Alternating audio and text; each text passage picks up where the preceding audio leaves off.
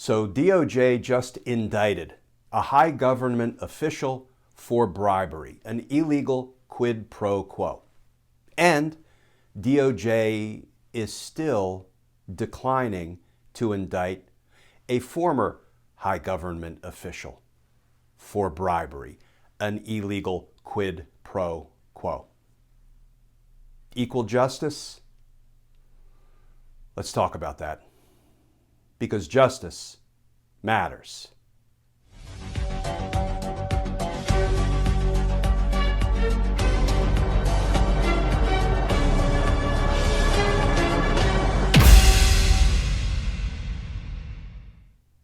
Hey all, Glenn Kirshner here. So if I were to tell you that a high government official was just indicted for corruption, for bribery, for an illegal quid pro quo by federal prosecutors in New York, where would your mind go? Yeah, mine too. But that's not who just got indicted. It's this politician, New York Lieutenant Governor Brian Benjamin, indicted by the Department of Justice, more specifically by the U.S. Attorney's Office for the Southern District of New York for bribery, for an illegal quid pro quo, using taxpayer money for his own personal political advantage. Here's how CNN is reporting the story. Headline: New York Lieutenant Governor arrested and indicted in alleged bribery scheme. And that article begins, New York Democratic Lieutenant Governor Brian Benjamin was arrested and indicted on charges in connection with his alleged participation in a scheme to obtain campaign contributions in exchange for securing a state grant, according to an indictment unsealed Tuesday. Damien William, the U.S. Attorney for the Southern District of New York, condemned Benjamin at a news conference early Tuesday morning. And friends, now listen to the description of the crime by the federal prosecutor. Quote, "This is a simple story of corruption," Williams said, adding later, "taxpayer money for campaign contributions. Quid pro quo. This for that. That's bribery, plain and simple." Now, friends, these offenses allegedly took place between 2019 and 2021, and they involved $50,000 of New York taxpayer money. You all know where I'm going with this, don't you? Let's take a look at another bribery, another quid pro quo in 2019, not involving $50,000 of taxpayer money, but involving $400 million of our money, taxpayer money. That's right. We're going to talk about the inside story of Trump's alleged bribery of Ukraine.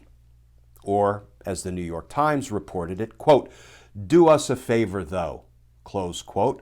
Call shows Trump's interest in using U.S. power for his gain. Now, we're going to look at that dirty phone call in a minute between then President Trump and President Zelensky. But before we do that, let's set it up. Because Congress had allocated $400 million of taxpayer money to go to Ukraine, so Ukraine could defend itself against unlawful Russian aggression.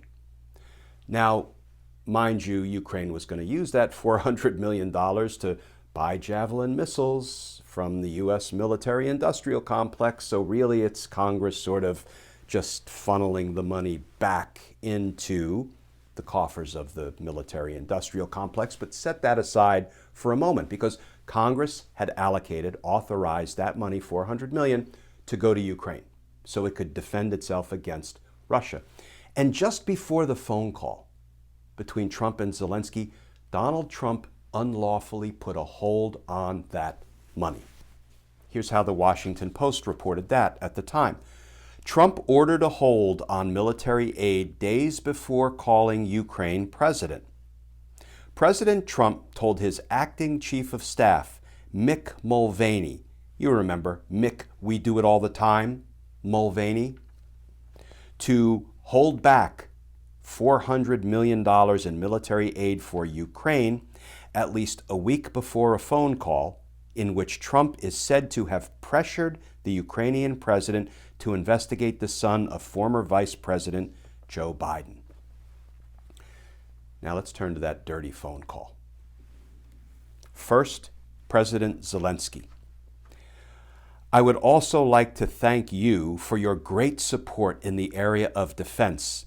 We are ready to cooperate for the next steps. Specifically, we are almost ready to buy more javelins from the United States for defense purposes. And Donald Trump interrupts and says, I would like you to do us a favor, though, because our country has been through a lot, and Ukraine knows a lot about it.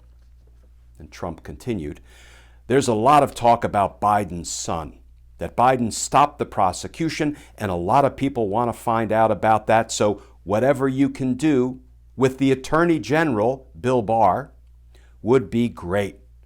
Biden went around bragging that he stopped the prosecution, so if you can look into it, it sounds horrible to me.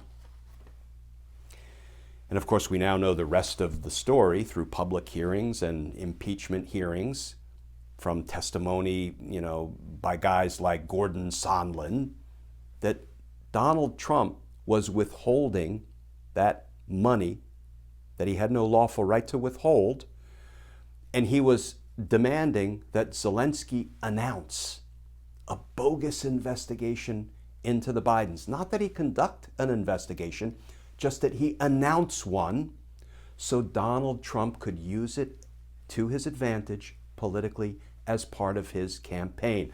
Another world leader announced a criminal investigation into the Bidens. You can't possibly vote for Joe Biden. What is that?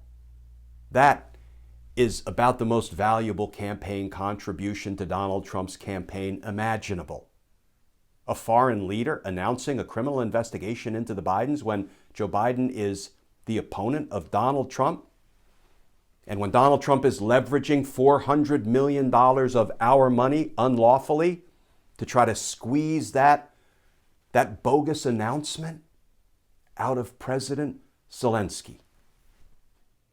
So what did Donald Trump do back in 2019 when he used our money, $400 million of our money, to his dirty political advantage? Well, let's go back to the words of U.S. Attorney Damien William. Quote, this is a simple story of corruption.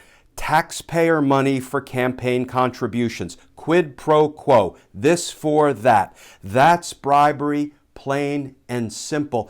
The problem is, friends, U.S. Attorney Williams wasn't talking about an indictment of Donald Trump for what by all accounts is a far more dangerous crime and serious crime.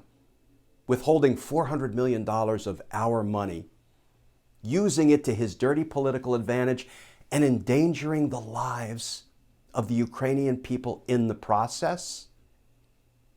No, U.S. Attorney Williams was talking about a prosecution of this man for a $50,000 bribery scheme. So this man gets indicted, and yet for a far more serious and dangerous crime, this man doesn't. Boy, it sure feels like two systems of justice, doesn't it, friends? And DOJ better make this right. Because justice, equal justice, matters. This makes me want to holler, friends. As always, please stay safe, please stay tuned, and I look forward to talking with you all again tomorrow.